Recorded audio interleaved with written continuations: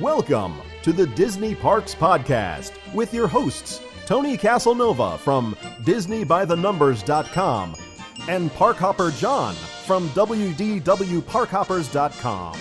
Keep your hands, arms, feet, and legs inside the podcast at all times. And get ready for the Disney Parks Podcast.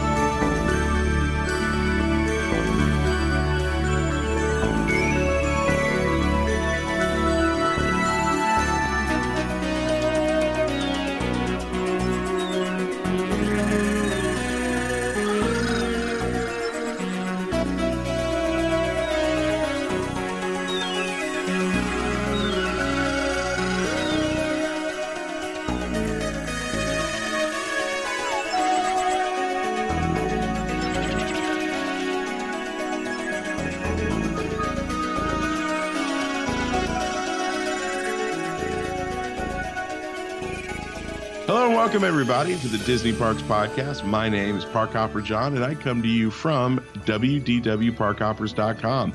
Sitting across from me on the other side of the internet is Mr. Tony Caselnova from DisneyByTheNumbers.com.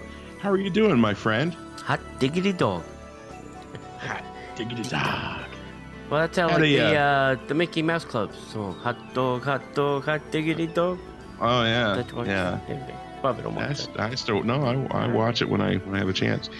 We have a great show for you tonight. We got some news and some rumors we're going to talk about, but we had a good weekend. Had a busy weekend this weekend. Yeah. Plotting and planning as we do. Sure. We had a little meeting of the minds.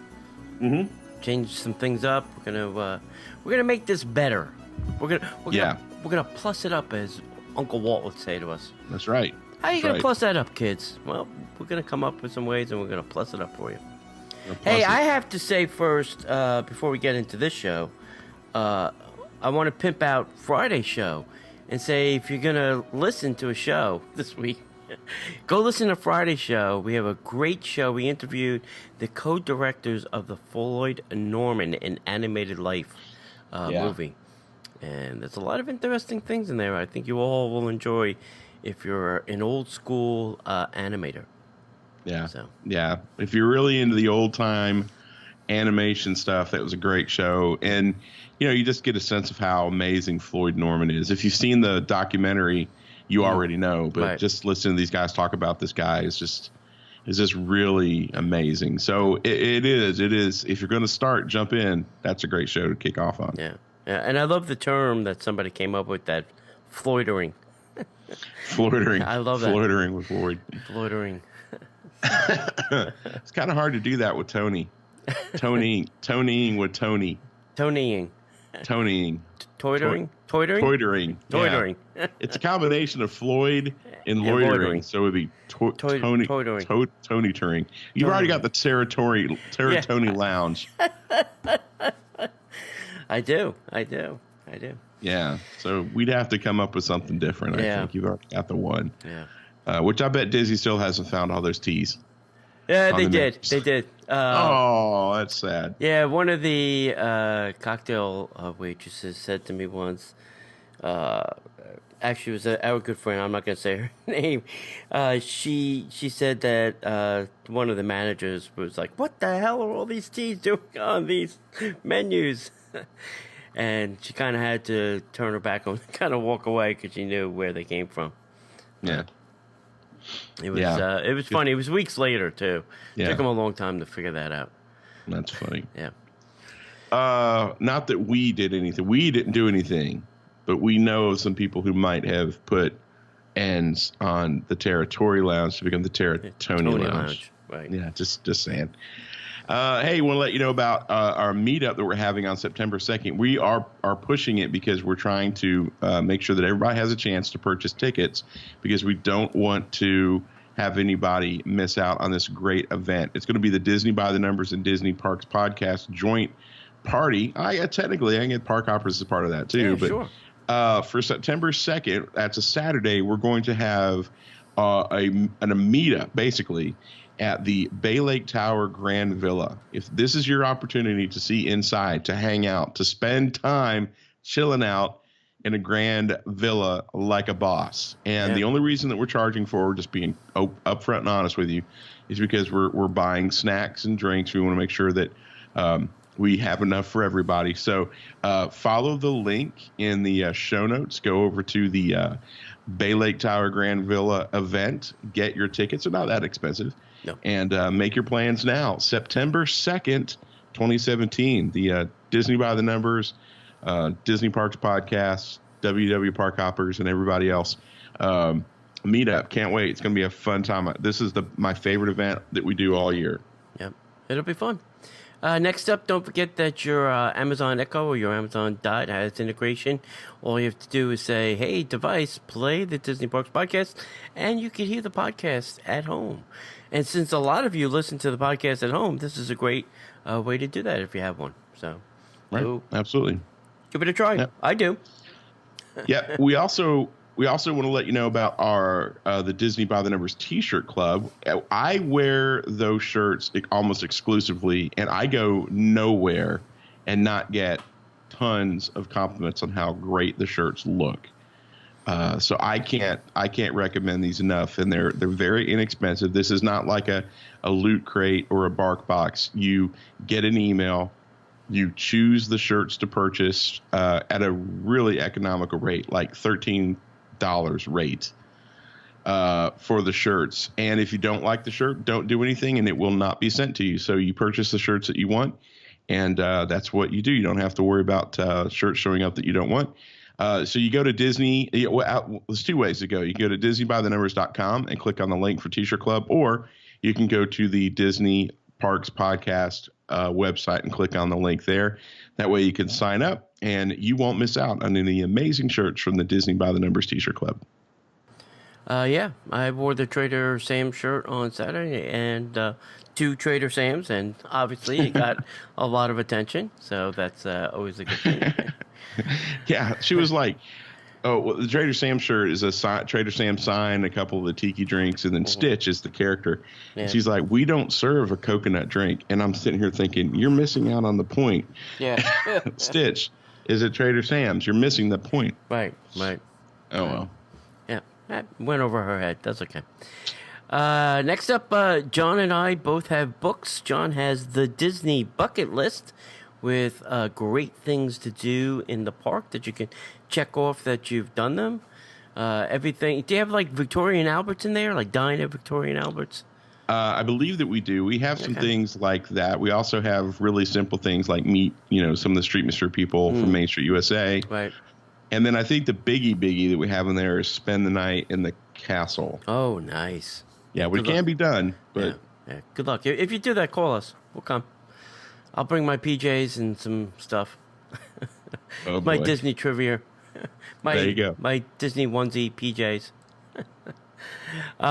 You go buy John's book at www.parkhoppers.com, or there's a link on our website, Disney Parks Podcast. I also have a book. It's called Disney by the Numbers. You get that, obviously, at DisneyByTheNumbers.com or at the Disney Parks Podcast website. Hey, if you get a chance to, please rate us and review us on iTunes or Google Play or wherever you get your show from, because all of that helps make the show bubble up to the top. Yep. And finally, our last little piece of housekeeping is if you have a question or a comment, or maybe you've been to the parks and saw something really cool and want to share it with us, or you just want to call and say hi, that's fine too. You can call us at 407-413-9010, the Disney Parks Podcast hotline. We'd love to hear what you have to say. And if it's awesome, we will even love to put it on the show. So that's a great way for you guys to interact with us and let us know what we're doing, what you'd like to hear, or if you have a question, we would certainly love to answer it. So, well, my friend, I guess there's really not much else we could do except to get into the news. And now, Disney Parks Podcast News.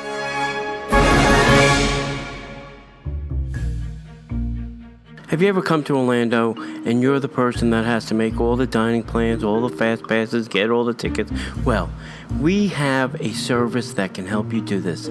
This is the best service. They are themeparkconcierge.com. You can call them up at 407-257-9973. Tell them your plans. They'll send you a little profile, get some information about you and your traveling party and what you want to do, what you don't want to do. And then they can set up a custom plan for you. And they'll take you around the parks. They'll make the dining plans. They'll get the fast passes. They'll take you to Walt Disney World. They'll take you to Universal. They'll take you to Busch Gardens, to SeaWorld, to Legoland, to all of those places. And they will do all of the work for you. Contact them at themeparkconcierge.com. Check them out on Facebook at facebook.com/Ramon VIP Concierge, or email them at ramon@themeparkconcierge.com. I am telling you, you will not be disappointed. And if you tell them the Disney Parks Podcast sent you, you'll get 10% off your order. We're going to start off the news this week with a rumor. Apparently, the Animal Kingdom at Walt Disney World is going to offer nightly extra magic hours during the Avatar opening summer. The rumor is that the extra magic hours for Disney Resort guests at the Animal Kingdom may be a thing once Pandora, the World of Avatar, opens. Pardon me. According to the sources, Animal Kingdom will offer nightly extra magic hours from May 27th through July 4th of 2017. Extra magic hours are exclusive to Walt Disney World Resort hotel guests and allows them private time, wink, wink, to experience attractions, dining, and more. In the evening, these events are usually about 2 extra hours occurring right after the park closes. There's no word on how long these nightly offerings at Animal Kingdom will be, though, as Disney has never really offered them on so many consecutive nights at one park before. With the incredible demand Disney is expecting for Pandora, the World of Avatar, this summer, it seems like they're trying to make sure that every resort guest gets a chance to see everything the new land has to offer. This is still a rumor, so don't quote us on this. Disney has yet to officially announce the extra magic hour changes. Now, the way they said extra magic hours offered nightly, and then they turned around and said after park opening. So there might be some confusion there. Either they're offering it as the park opens, which happens a lot, or as the park closes, which doesn't happen that often. So I'm thinking probably park closing, because that's when the bioluminescent stuff is the coolest. What I think they should be doing for the summer is they should probably be like alternating both, have extra morning so that people can get in there and do the new Pandora attractions, and then offer alternating nights where they can then go back, see the bioluminescent, and then hit Rivers of Light. That would be me if I was Disney. I'd be like, Monday morning it's morning hours, Tuesday it's extra evening hours, and on the other nights, keep the park open till 9, 10 o'clock, or 10 o'clock. Do the last Rivers of Light show at 9 and close the park down at 10. You'll be taking some of the pain away from the Magic Kingdom, and bring some of the pain over to the Animal Kingdom. So that would be me if I was running things over there. Yeah, that seems fair. I mean, they're going to have to have extra magic hours available at other parks, because not everybody's going to want to rush to go see Pandora. Well, that'll continue, but I think they should do a hardcore press on Animal Kingdom this summer. Sure, because that's where everybody's going to want to go. Yep. Well, they've been pushing it pretty hard, so I hope it's as successful as everybody wants it to be. Yeah, and I don't want to go down a rat hole on this, but there's a lot of things on the internet, talking about, well, how are they going to get people to go to Animal Kingdom for the Pandora things if they don't care about Avatar? Right. That's a very interesting question, because I don't care. Right. I want to just go see it for the attractions and what they've built, but the story doesn't do anything for me. Yeah, and I'm the same way. I mean, I don't want to poo-poo it. I think it's great that we have a new land in Animal Kingdom. And I've said all along that I would have preferred them spend the money and build the Beastly Kingdom, which we were promised for so long. Right. But I understand when an opportunity comes up, and when you have, an intellectual property like Avatar, you jump on it. Yeah. So I just hope they start churning out the movies, and the movies are amazing. That will give this land even more life. But I'm excited about the two new attractions. The dining experience doesn't throw me any, no. So I think it'll be a great experience. I think it'll be nice to have, but it's not like I think there was a lot more buzz about the new Fantasyland stuff from several years ago than what they're doing with Pandora. But hey, that's me. I wasn't a big fan of Avatar to begin with. So, all right. One last thing I'm going to say, and then we can move on. I really think like the Rainforest Cafe should be turned into Pandora Forest, where you can dine in the bioluminescent forest. They have a quick service. That's great. I'm not a big fan of the quick service. I prefer a table with some chairs. I know they have those in the quick service. Please don't send me email. But I'm looking for, table service, waitress, a better dining experience, not a quick service. Anyway, We'll talk about how they might be making quick service better later in the show. Yep. All right, next up, Planet Hollywood Observatory is going to increase what they've done with their celebrity presence and add some quick service. If you don't know, Britney Spears was just recently down here, and then on Friday, Reese Witherspoon did the cutting of the red tape and the grand opening of the Planet Hollywood. So what Planet Hollywood is saying is that they haven't seen these kind of numbers since the early 90s. Wow. So in an effort to replicate that former success, as well as promote the $25 million overhaul of the establishment, the observatory plans to raise the number of famous faces on premise. Originally backed by celebrities such as Bruce Willis and Sylvester Stallone and Arnold Schwarzenegger and Demi Moore back in the 1990s, the restaurant is working to recapture that element. Robert Earl, and if you don't know who Robert Earl is, please go watch some of his stuff on television and on the internet. He's a very funny dude with a British accent, and he's very entertaining. So Robert Earl, the founder of Planet Hollywood, had a few things to say about the restaurant's current direction. We had Britney Spears last week, and we have Reese Witherspoon this Friday, noted Earl, and we plan to keep it up. The Planet Hollywood Observatory also plans to build an outdoor quick service edition for which it already has Disney Springs permission, according to Earl. We've got the best location in the district right now, right next to the movie theater and the car park. So there you go. So look for, in addition to the sit down, they'll have a quick service. So if you want to grab maybe some of their world famous breakfast cereal, chicken wing, chicken tenders, things, chicken nuggets, whatever you want to call them, you'll be able to do that. So I think that's great. Not all. A lot of the places, Fonterra Cucina's got a little quick service. Marimoto's got a quick service. I think Art is going to do one too. And now Planet Hollywood's going to do one. So it seems to be the trend, walking food. Yeah, well, that's great.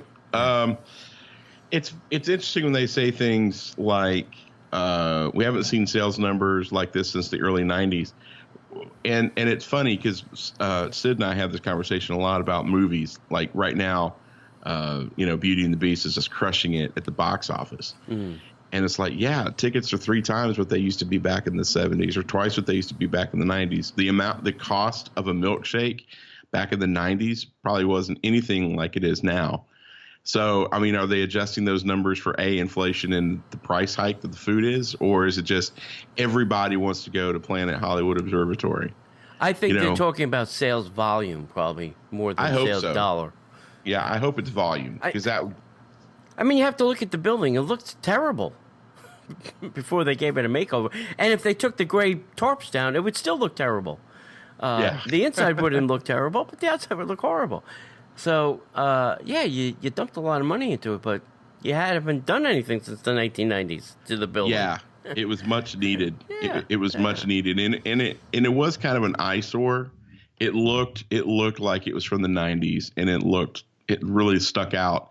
Now it really does. It screams awesome. So I'm a big fan of it. I'm not poo-pooing it. And we were there 3 weeks ago for an event, and they treated us extremely well. Mm-hmm. I wish nothing but the best on them. I'm looking forward to seeing some of the celebrity things. Yeah. See who they bring in. Britney Spears, Reese Witherspoon. Listen, if they brought in celebrities and sold ticket to like special luncheons, like, on the second floor, it's just you and the celebrity dining, and then you get a photo op. Right. You easily sell tickets at $125 a pop without a heartbeat. Bro, you can spend $200 for a dinner with a Disney blogger. Yeah. So I'm sure that they could probably sell tickets for more than that and get it. If you're getting photo ops and you're getting to hang out and schmooze with those people. So, yeah, I mean, there is nothing but upside right now for what they've done at the Planet Hollywood Observatory. It's awesome, to say the very least. Yeah. So, moving on. This is also, you were talking about quick service and food on the go. This is going to become a theme because there's another story. I don't know if there's another story we're going to be talking about here in just a couple minutes. This mobile food on the go. So let's kind of back up. Disney's Yacht Club is going to have a, quote, to-go cafe. Concept art for to-go cafe at Disney's Yacht Club has appeared in the resort. Now, judging from the concept work, this location will offer simple snacks, fruits, candies, beverages, etc., alongside with a small cafe where there will be tables for guests to enjoy their food. Now, this new location is speculated to be near the Fittings and Fairings Clothes and Notions gift shop in the resort. The opening date is still unknown. There are some rumors that it might open up around May, which would be great, but we're not really sure on those details. But we will let you know when they become available. Now, just remember that when we talk about the Avatar thing in a couple of minutes, because I think there's a trend that Disney is trying to not shoehorn, but the My Magic, the My Disney experience, and all that stuff is getting ready to become very important in your Disney vacation trip. Yeah. And I have a theory on that, and we'll talk about that when we get to that story. Yeah. All right. Hey, if you like this show and you'd like to help contribute, you can do so by going to patreon.com/Disney Parks Podcast, or there's a link on our website at DisneyParksPodcast.com. We've changed up our offerings and what we're going to give you. You can give a one-time donation if you don't want to do it monthly. You can give a one-time donation and just walk away. And we've changed some of our offering, actually not some of them, all of them. And we've added some things in there that you may want to go check out. If you've done it before, you looked at it, maybe there's something there now that's more fitting for you. We also have an exclusive ad-free show, so you don't have to listen to this. We have some exclusive video content, which we're going to probably do more of, and there's more interesting offers. We'd like to thank our current contributors, David, Stacy, Willie, and Jeremy, for their contributions. That's right. Thank you, guys. We also, if you have suggestions for what you'd like to see offered on Patreon, feel free to please leave us a comment or call the hotline number or shoot us an email. Let us know what you'd like to see. What would make that more attractive for you? Because, ultimately we're trying to bring you content that you like and content that you feel like you're getting even more than what we do. We do 2 shows a week, plus you do the Facebook page and blog posts. So we're churning out a lot of content. But we want to do more of that, and the only way we can do that is if we have the capital to pull all that stuff together, and that's where Patreon comes in. So let us know what you guys think. We would really appreciate that. Yeah. All right, we haven't spoken about this. It seems to come and go, and now it's back. There's now the also, I think it's been renamed. It's called IllumiNations Sparkling Dessert Party. And this way you can celebrate the cultures of the world with confectionery, exquisitely crafted sweets from around the globe. And watch Illuminations. So, savor delectable desserts and wines in an exclusive setting and enjoy a clear view of the World Showcase Lagoon as it erupts in a symphony of color and sound during the Epcot Nighttime Fireworks Spectacular Illuminations, Reflections of Earth. Under an evening sky ablaze with awesome pyrotechnics, experience a taste explosion with an internationally inspired lineup of snacks and confections. And this is what the lineup is. Traditional baklava from Morocco, pistachio cannolis from Italy, chocolate ganache tarts from France, crisp rice puffs inspired by Asian cuisine. I don't think so. Warm chocolate pudding from the United Kingdom, strawberry shortcake bowl from the United States, chocolate-laced brownies with Mickey confetti. Inspired by what country? I have no idea. The country of Disney. Exactly. Hand-dipped popcorn gelato, a display of fresh fruits, hopefully suitable for eating. Yeah, you don't want to eat it. Just look at it. You don't want to eat the plastic. Yeah, you don't want to eat the healthy stuff. Just leave that stuff alone. Warm sun-dried tomato cheese fondue, pretzel breadsticks, and crackers. Plus, you can even add refreshing assortment of beverages, including sparkling wines, to your delightful dessert before sharing an unforgettable moment with the family and friends during the stirring, spectacular finale. Admissions to IllumiNations Sparkling Dessert Party is a mere $49 for adults, $29 for the kids 3 to 9. Tax and gratuity is included, but you will also need park admission, which is not included. So let me ask you this question. The way they worded it, it makes you sound like the food is free, but if you want alcohol, you have to pay for it. I think so. How that... I think so. I think that's what it sounds like, too. Oh, yeah. Alrighty then. Yeah. And I saw pictures of this, and they were doing this in, it was in the America Rotunda, the American Pavilion. Right. But I don't think you're going to view from there. I think you're going to view from that area over by Italy that kind of bumps out over the water. Oh, wow. I think that's where either they'll take you there or back over by France. There's that area that kind of goes down towards the water. Yeah. That area there. One of those two areas is usually the viewing areas. That's good because that means they're keeping the middle stuff open for their other special events that they do. So they'll be able to have multiple events happening at once, and it won't be this weird cacophony of stuff. So that's good. That's interesting. I would do that. We've done something like that. Like we've done the Wishes dessert thing. Right. I've not done the one at Illuminations yet because, every time we would do those special events at Disney for the travel agency, that's what we did. So I was like, I'm a little burned out on the Wishes. Yeah, and that's a very hard ticket to get, and I'm sure with the new show it'll be even harder. Yeah. So. Yeah. No, I misspoke. Every time we would do the events at Disney, we would do the Epcot thing. Oh. So I should have said I'm a little burned out on Illuminations Dessert Party. So that's what we would do. So yeah, that's cool. $49 a head is not that much, and it gives you premier seating or standing, and gives you some desserts and so too. Hey, that's a nice date night. I'm not above that. That's good stuff. Yep. All right. So I was teasing you earlier.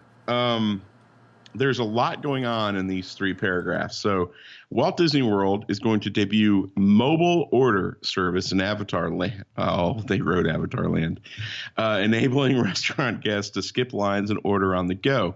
Pandora, the world of Avatar, will be opening in just a few weeks. Now, with it will come a whole host of new experiences. But Disney's announced one that guests will probably weren't expecting: the ability to order food from that land via their mobile device. The ability to order this way will now be known as mobile order. So wow. truly can't. Yeah. What naming culture they have. Hey, it was a long day at Disney nomenclature, and they were just like, mobile order, go with it. Not even Premiere or no, nothing in there. So Thule Canteen, the primary restaurant for Pandora, has been designated as a site for the quote-unquote evolution in theme park dining. Not only promising an interesting menu with unique offerings, the eatery will also offer an equally interesting method for ordering it. Being dubbed a, quote, fast casual, end quote, restaurant, guests will be able to order and pay for their meals through the My Disney Experience app. This means that the orders can be made before even setting foot on location, and the queue to order can be skipped upon arrival. All guests will need to do once they arrive is tap an, quote, I'm here button found in the app and take a seat as the kitchen begins to prepare their meal. Guests will be notified when their meal is ready and instructed to pick it up at a designated window. Mobile app will only accept credit cards for payment, and we can expect to see more of this type of system spread over other quick service restaurants at Disney World later this year. Genius. Genius. Yeah? Love it. Love the whole idea. Of course you do. I love the whole idea because I could be heading in on the monorail to the Magic Kingdom, pulling up, I don't care, Cosmic Rays, ordering a burger, yada, yada, yada. Walk over there, hit the I'm here, as I'm approaching the restaurant, and boom, it's at the counter. That's fantastic. It's brilliant. Yeah. No. The only downside to this... Try reading that again, buddy. Yeah. When you hit the I'm here button, that's when they start cooking it. Well, as I'm walking, I'm going to be hitting the I'm here button. Yeah. I hear you. So that'll give them the cook time. Yeah. The only problem I see with this is that people could be squatting at tables and then hit the I'm here button, or ordering from a table, then hitting the I'm here button. You know what I'm saying? So, because they, in a lot of the quick service places now, they try to get you to get your food and only get a table when you have your food. This way, there's always a place for somebody to sit to have their food. So it could backfire a little bit if they don't monitor that. Right. Yeah. So I'm going to assume, which y'all know what happens when that happens. Mm-hmm. I'm going to assume that the I'm here button will actually not work until you're close enough to where you can actually... It'll be GPS located. Yeah. Because how I would see it is, I could see Tony getting off of, and this is not a slam, buddy. We're friends, and I'm just kind of picking on you a little bit. Mm-hmm. I can see Tony getting off the monorail at the Magic Kingdom and hitting the I'm here button, thinking that by the time he gets to the restaurant, it'll be sitting there ready for him. I would do that. Right. Of course you would. All right. Maybe not. Maybe when I got to the end of the corner, when I got to Casey's, I might hit the button. Okay, so let's assume that they go, okay, I've just stepped off the monorail. Go ahead and hit the I'm here button so they can cook it. Yeah. And think about all the food that stacks up there. Or somebody gets a cold burger because that's what they did, and then they have to go back and recook it. So actually they didn't really save any time. And I don't know how much time this actually saves you. I mean, I'm sure during the summer when the lines are super duper long, it saves some time. Oh, yeah. I use mobile ordering for a lot of things. I use it for Five Guys. I use it for, Starbucks. And it's great because I can order it and then, start my drive or whatever. And then I know as soon as I get there, boom, my drink or my food is ready. Right. I'm digging it. I'm assuming that pass holders will be able to do this, or is this only going to be something that people who are staying on property are going to be able to do it? We better, or I have to start my email campaign already. Dear Disney, it's me again. Love the mobile ordering, but I can't do it because I'm a pass holder. You should use all of my letters and publish a book. Yeah, exactly. Can I see my file? The Rantings of Tony Caselnova by Walt Disney and Company. I'm going to do a quick side story. There's a woman who's suing Disney, and I just kidded that I wanted to see my file. She wants to see her entire HR record, and Disney won't show it to her. So now they're in this legal battle of why she can or cannot see her own HR record. Anyway, is that normal for a company not to show a yes. Because they say there's confidential and sensitive information in there that it may or may not pertain to her, but is information on how their policies and procedures work that they don't want to reveal to, obviously, lawyers and the court, because once they do that, then it's public record. Right. So I get it. Fair enough. Okay.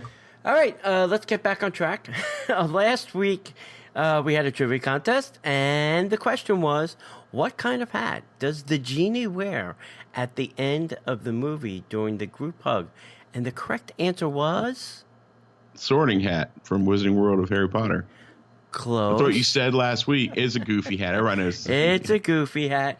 And Stephanie is the winner. Not only did she get it correct, but she sent a picture of said scene. That's my girl, Stephanie. Extra brownie points. You're a smart cookie, Stephanie. So, Stephanie, the little gift is in the mail to you. This week's question may be a tough one. You may have to Google this or pull out some old school video or YouTube some stuff.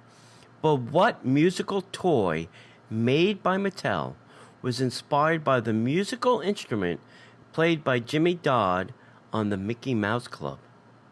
The Mickey Mouse bagpipes. Yes. And don't say the gong.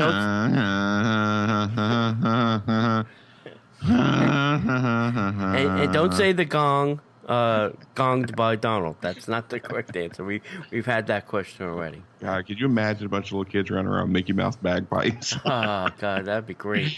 When I go to sleep at night and I have the nightmare that I'm in hell, that's just the beginning of it, right there. Oh gosh.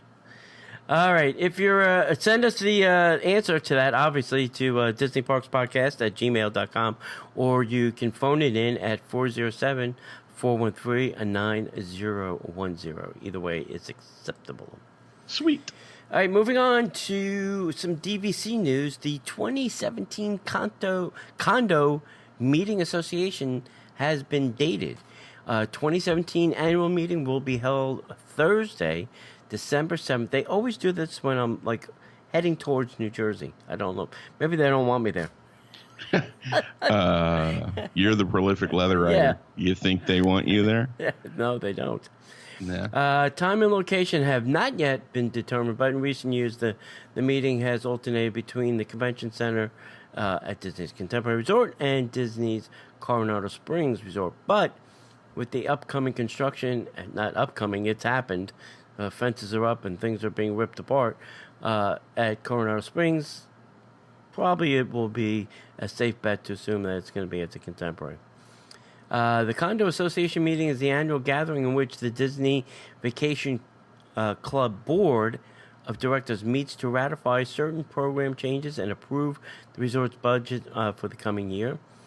The event typically also gives you a glimpse of the future DVC projects and theme park projects. Light refreshments are usually served, and the best part is the opportunity to interact with Ken Potrock and his staff. So did you say Ken Potrock? Potrock is his name. Potrock. Gotcha. Ken Potrock. Got to meet him. Very fascinating dude. Is he a star of the Flintstones? No. Sounds like he should be. Ken Potrock. Good to meet you. Fred and Ken. They went out for a drive.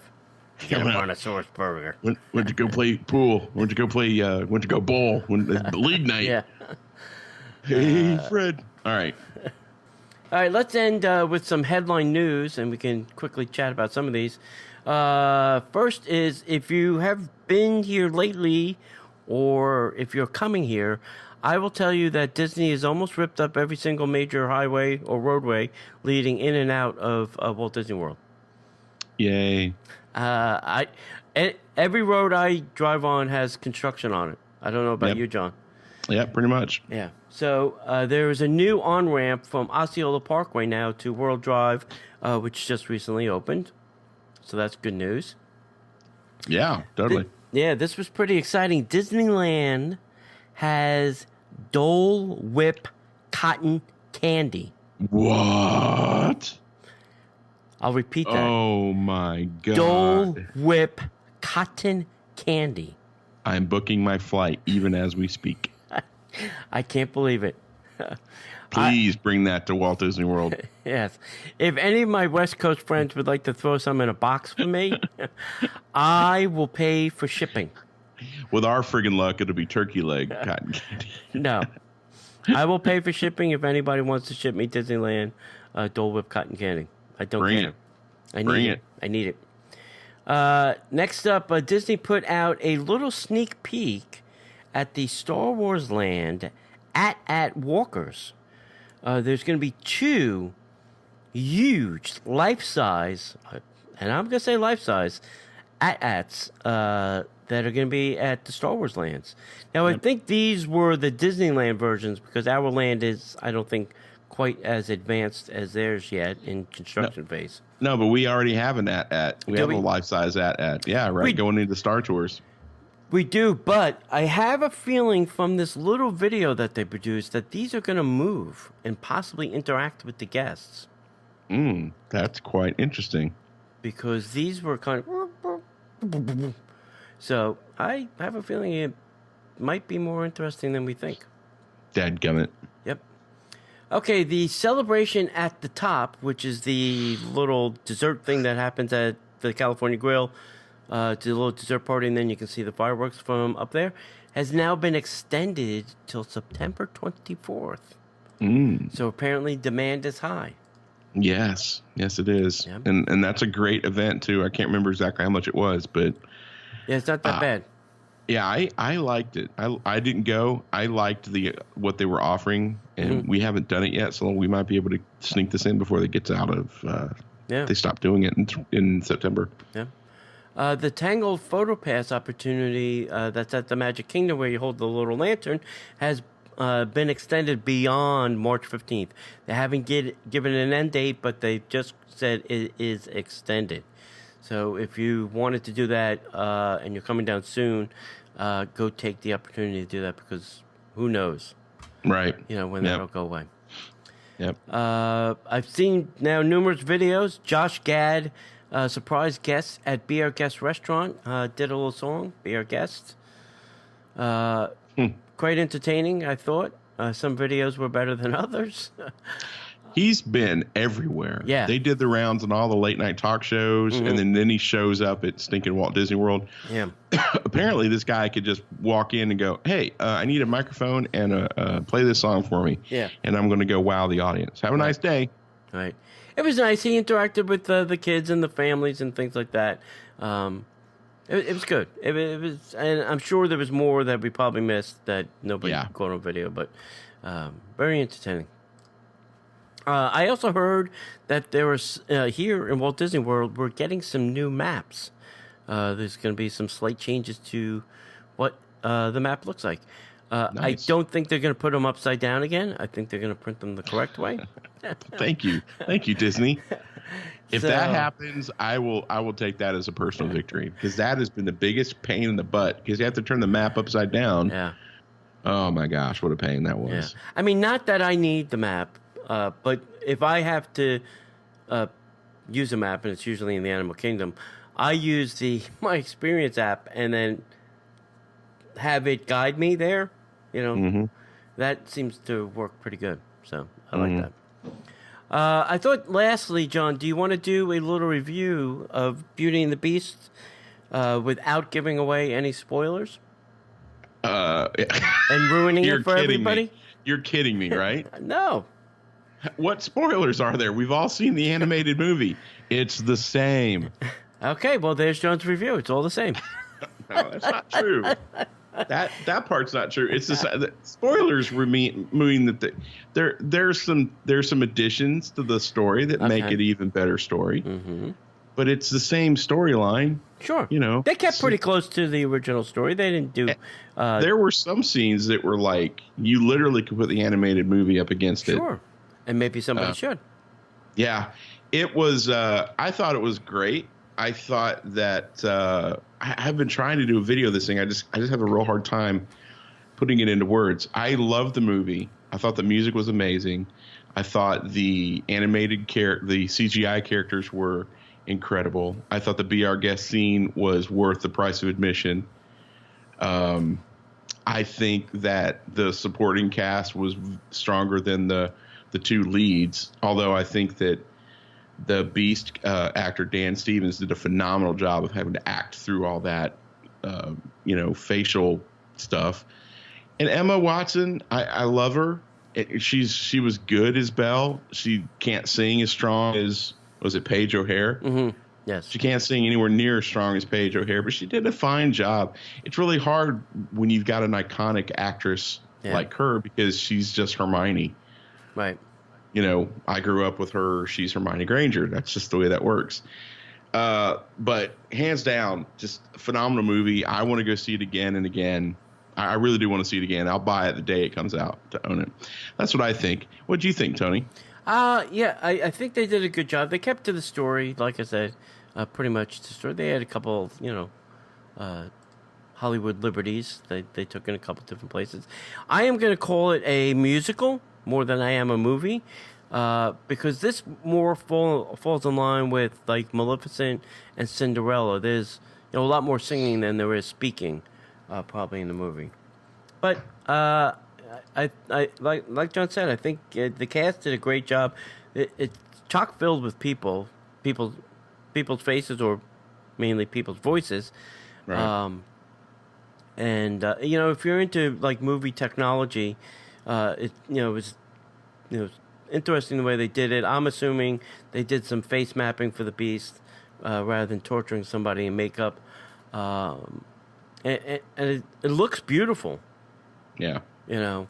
From an animated thing to a real life, I mean, they did a really spectacular job. There's like a couple dancing scenes, which, are fun to watch, right. Because they were, really nicely filmed, from a vantage point that you weren't always on the floor, you were above it or, some corner of it, so that you had, nice view of things. But it was a good film. It was a good film. Yeah. I don't know if I would buy it, but I might want to go see it again because that might be some things that I missed that I want to, see one more time.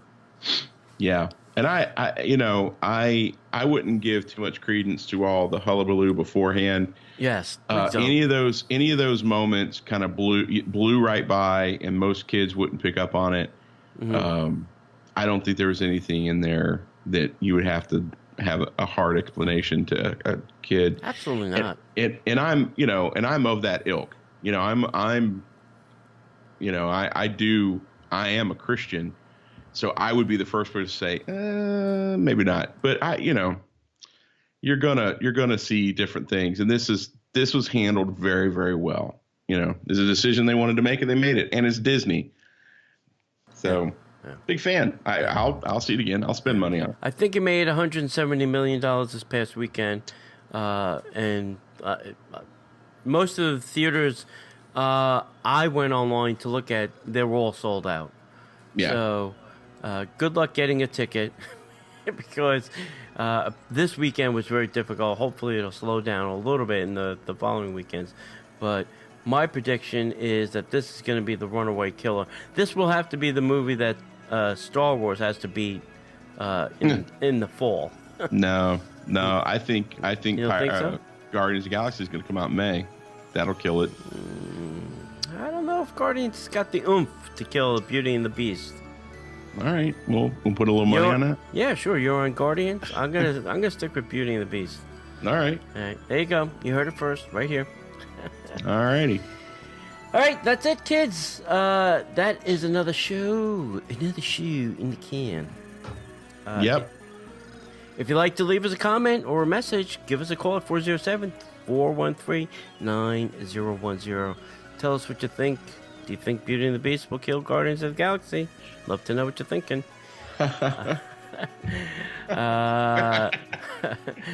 And as always, you can find us on Twitter at Disney Podcast. You can find us on the internet at DisneyParksPodcast.com. And last but not least, you can find us on Facebook at Facebook.com/Disney Parks Podcast. And as we like to say around here, we'll see you in the parks.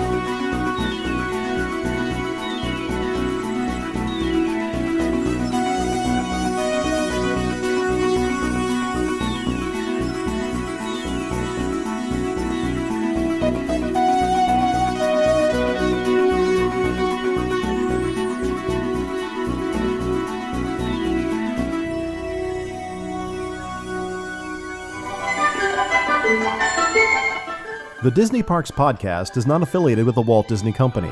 All Disney parks, attractions, lands, shows, event names, etc. are registered trademarks of the Walt Disney Company. Like a bolt out of the blue, fate steps in and sees you through.